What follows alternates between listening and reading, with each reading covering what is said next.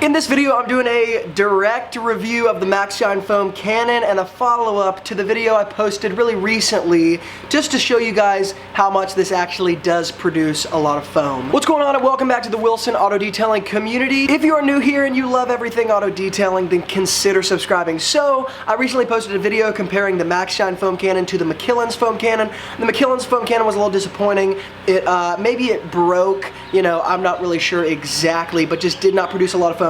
In that video, I also reviewed the Maxshine foam cannon. There's a lot of comments saying that's not producing a lot of suds, and you guys were right. I didn't specify in the video. I did not have this on the full blast. Sometimes when I'm shooting videos, I'd like to experiment, right? I do all kinds of different things, test all kinds of different variables to really get to know products and tools, and so I did not have this thing on full blast or full foam action. So I've got this filled up with basically all water and about 2 to 3 ounces of an foam soap by AM Details, which of course I'll hook all this stuff up in the YouTube description box below. But basically all I want to do in this video is show you guys in real time how much foam this produces so that there's no misconception of this being somehow like a lesser foam cannon based on the video I did before. So let's just go ahead and put it on this vehicle.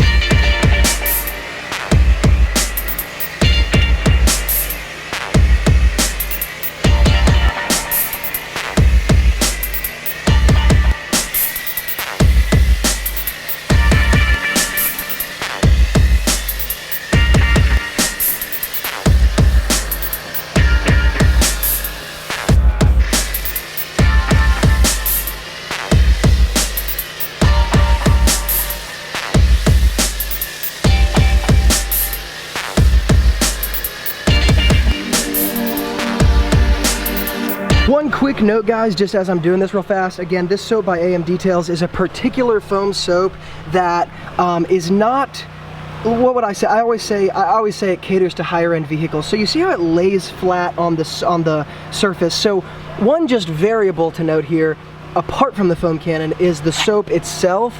You can see how it's not like clumping up and falling off like some of the maybe less expensive soaps do. So that is something to note here. Again, I only put about 2 ounces truthfully into the bottle, and so when you're comparing foam soaps and foam cannons, there's a ton of different variables, and this is just one of them that I would say you need to keep in mind. Obviously, if I put more soap in, there's going to be a little bit more foam. If I change soaps, some that are, specifically, I don't know what I would say, produce more foam, of course that's going to put more foam out as well. So it's not all kind of dependent on the foam cannon itself.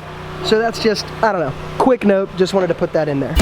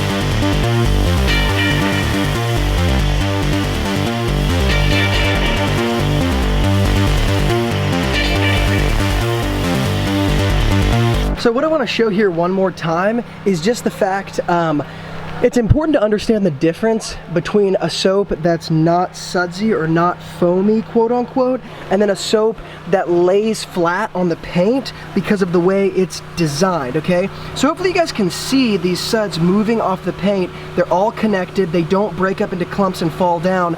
It's an indicator of a very high quality soap. But number two, the reason it's laying flat on the paint, some guys say, oh man, it's a bad foam can or it's a bad soap.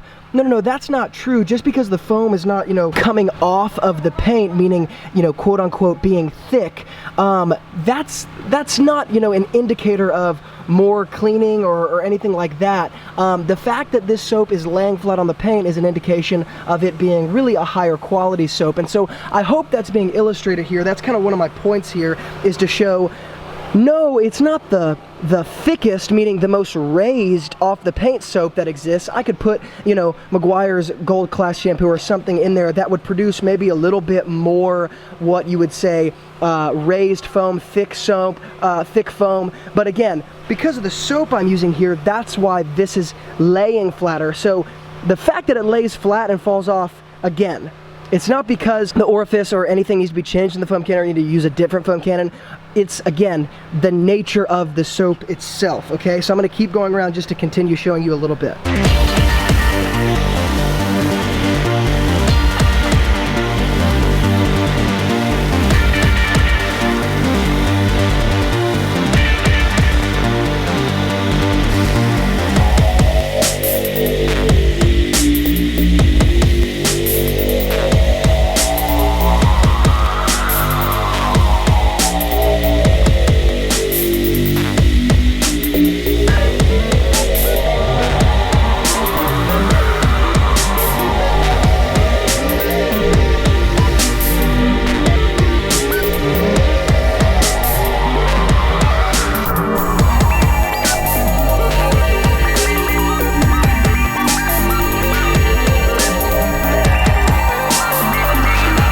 Alright guys, so hopefully that gave you a better idea maybe of how this foam cannon performs. Of course, I'm going to include this foam cannon in a lot of future videos with different soaps, just so you guys can see a variability. But just understand that, again, the soap that I used here, one of the things it does is lays down flat on the paint. It's part of the purpose of the soap.